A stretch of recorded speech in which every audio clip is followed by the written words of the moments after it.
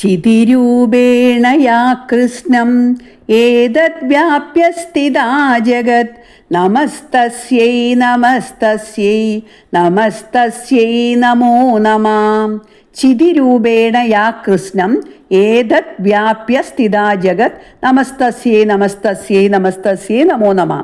യാ ചിതിരൂപേണ, ഏതൊരു ദേവി ചിതിരൂപത്തിൽ ഏതത് ഈ കൃഷ്ണം ജഗത് അഖില ജഗത്തിനെയും വ്യാപിച്ചിട്ട് സ്ഥിതി ചെയ്യുന്നു, ആ ദേവിക്കായിക്കൊണ്ട് നമസ്കാരം. ചിതിരൂപത്തിൽ ജഗത്താകെ വ്യാപിച്ചിരിക്കുന്ന ദേവിയെ വീണ്ടും വീണ്ടും നമസ്കരിക്കുന്നു.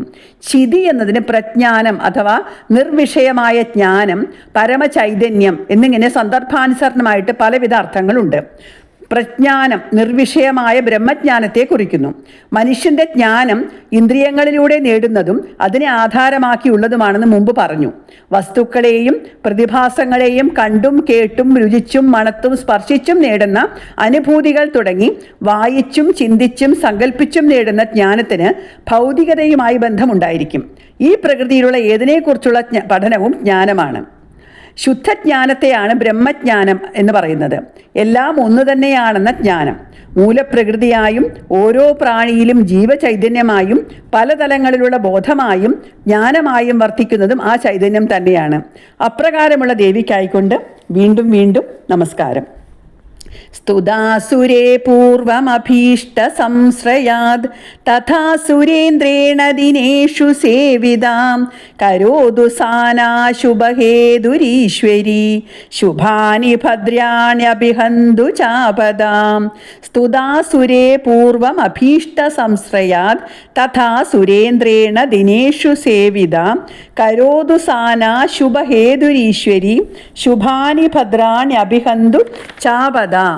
പൂർവം മുമ്പ് സുരേ സ്തുത സുരന്മാരാൽ സ്തുതിക്കപ്പെട്ടവളായി തഥ അപ്രകാരം അഭീഷ്ട സംശ്രയാത് ആഗ്രഹങ്ങളെ ആശ്രയിക്കുക നിമിത്തം കാര്യസാധ്യത്തിനു വേണ്ടി ദിനേഷു നാൾതോറും സുരേന്ദ്രേണ സേവിത ദേവേന്ദ്രനാൽ സേവിക്കപ്പെട്ടവളും ശുഭഹേതു ശുഭങ്ങൾക്ക് കാരണഭൂതയുമായ സ ഈശ്വരി ആ ഈശ്വരി നമുക്ക് ഭദ്രാണി ശുഭാനി ഭദ്രങ്ങളായ ശുഭങ്ങളെ കരോതു ചെയ്യട്ടെ. ആപദ ച അഭിഹന്തു ആപത്തുകളെ അഭിഹനിക്കുകയും ചെയ്യട്ടെ.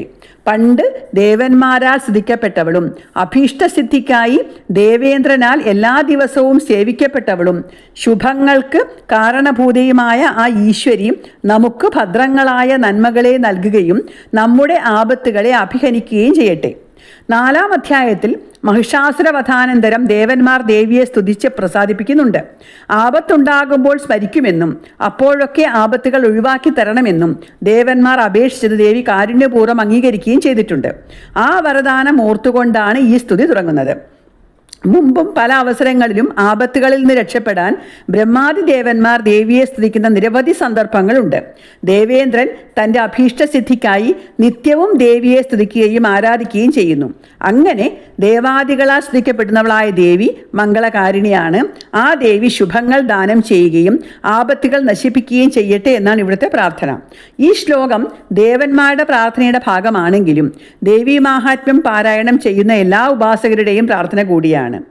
നിഷ്കാമമായ ഉപാസനയാണ് ശ്രേഷ്ഠമെന്ന കാര്യത്തിൽ സംശയമില്ല. പക്ഷേ ഒരു ശരാശരി വ്യക്തികൾക്ക് അത് സാധ്യമല്ല.